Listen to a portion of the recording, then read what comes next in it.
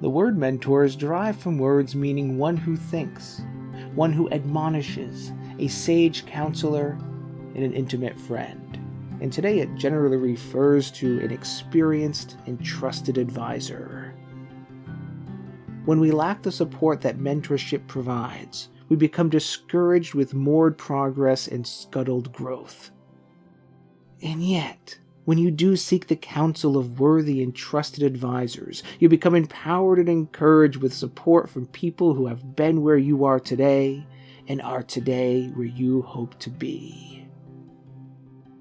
The question becomes, who are your mentors and how are they adding value to your life?